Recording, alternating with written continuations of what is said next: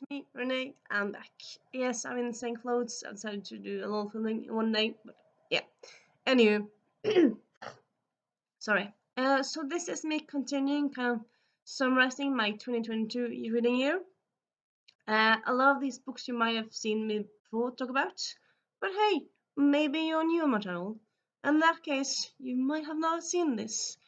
And also, if you have seen them, hey, a good thing can never be said too many times. At least that's what I think. So yeah, as you can see from the title, this is historical books from 2022. Will a lot of these also be seen in the best romances of 2022? Yes. But yeah, they are also historical books, all these, and there are a few not romance books. So yeah, let's get to them. First, we have lessons in chemistry, or my version is Norwegian version, leksjoner i kjemi. I've heard some people talk about how they heard this book wasn't that good, but like, I suppose, why would I get a cover that says bad blurbs? I mean, you wouldn't really have blurbs on a book that says bad things.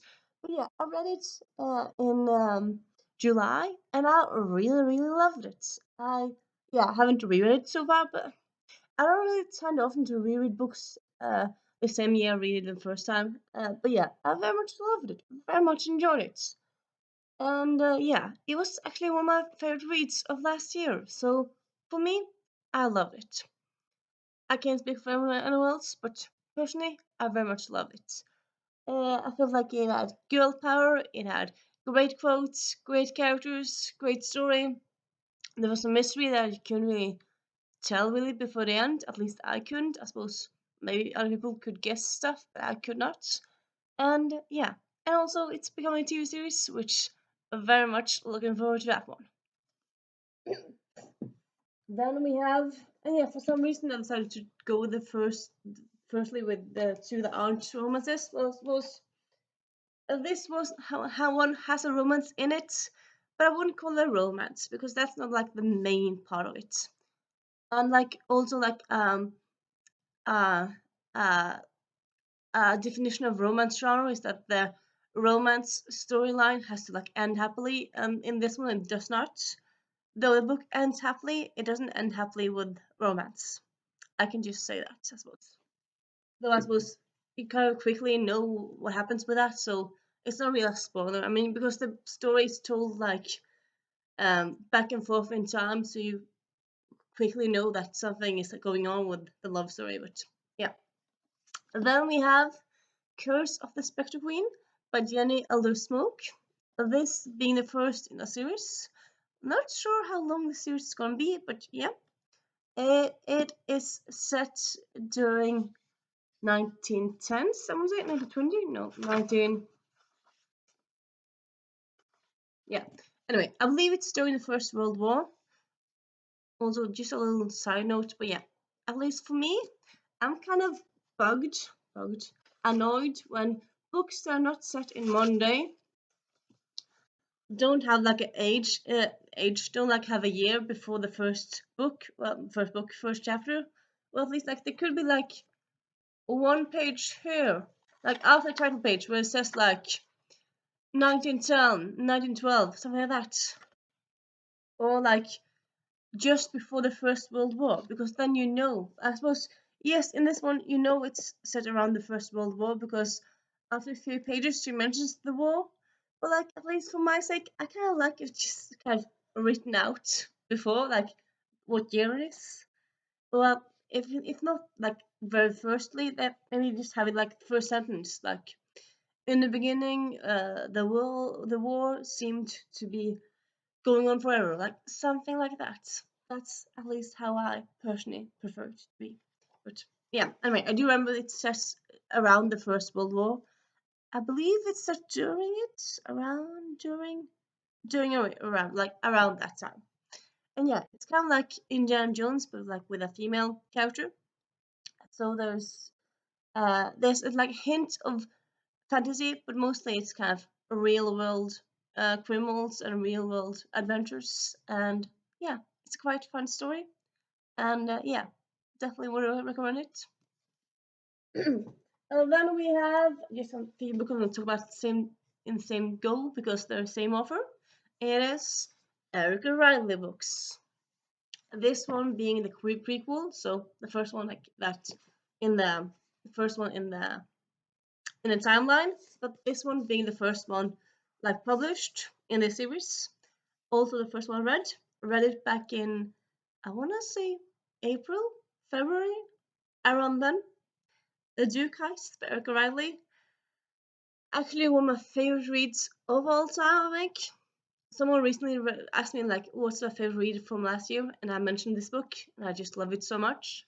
Also, I kind of feel like the cover kind of makes it a bit more steamier than it was. I didn't really remember it being that steamy, but yeah. Anyway, I love it very much. So, the Duke Heist, and then the perks of being a wallflower, perks of loving a wallflower. Sorry, and then Nobody's Princess, and yeah, read them all last year, and I love them all. Though, yeah, I would say I love the Duke Heist. I would say I love these two the most, but I enjoy them all, and the series is just amazing. So, yeah, there's a fourth book coming out this year.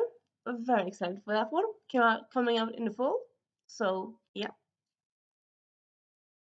And then we have Ambush or Door, which I read in December. It was maybe my fifth or sixth next to last book of the year, actually. And yeah, oh, I suppose, yeah, it's a non-novel, it's a novella. It's like pages 187. So I suppose, yeah, I mean, I suppose, yeah.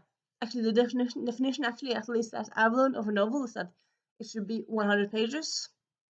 But I suppose, yeah, I suppose it's in a way a novella because it's not a long novel. So I suppose that's kind of also what the definition of novella is. Like, it's novel length, but it's not a long novel. I don't know because like most novels aren't really 100 pages. Most of them are like 350. Like all of them are all more than that. But yeah, anyway. So this being, I want to say the last in the delightful Dudley novels. So I suppose yeah, it is the last one, and it also kind of interesting because kind of it takes place like it's kind of takes place all over the place because it starts like talking about Agatha and how she like her early days in the etiquette and espionage series, but then it kind of that continues like it takes her kind of all through the universe really in a way because yeah in a way it kind of ends after all the other books. So it's kind of like both a prequel, sequel, and a midquel in a way, and also yeah a very good book. Kind of gave me new insight. Maybe I also want to reread the Etiquette and Espionage series. Yeah, so many series I want to reread. And yeah, I think actually that might actually be kind of a goal of mine this year to reread more. Been thinking about it a lot, but I hadn't really done it that much. Been thinking I haven't done it. Anyway, yeah, Ambush and Adore, amazing book. And yeah, it's takes place. I would say like most of the 1800s. The last like story line. It's give me a moment. 1896. No, the epilogue is taking place. Yeah, the epilogue takes place in the early 1900s because that's kind of when the kind of important shebang. No, we won't say more because in case you haven't read any of these books. But yeah, in the early 1900s, something happens, and um, Agatha is important to it, and yeah, let's just leave it at that. So yeah, I suppose yeah, quite a lot of time periods, but it's all historical. So I suppose also like, how do you guys define historical? Like me personally, I kind of feel like historical. It's like World Wars. So I suppose also like if you have a book set during the Vietnam War, that's probably also historical. I think also some people say like historical is like when they have like a different clothes, like a different costume than you. But I suppose that you could like mean the 80s then because that's kind of its own trend fashion style.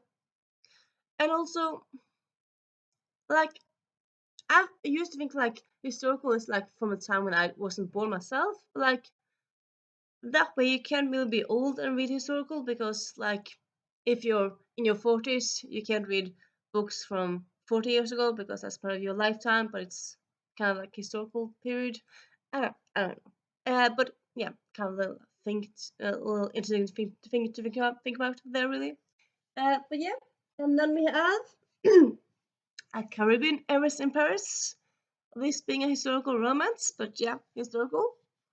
It takes place in the 1889, in 1889. So I suppose up quite the well towards the end of the 1800s, but still in the 1800s. And it takes place also. A lot of it takes the beginning takes place at the World Fair in Paris in 1889, which is quite fun. Like that's a like important kind of historical event, I would say, or like yeah, event. And also, this book is just amazing. Everyone needs to read it. It's amazing. It's just changed my life.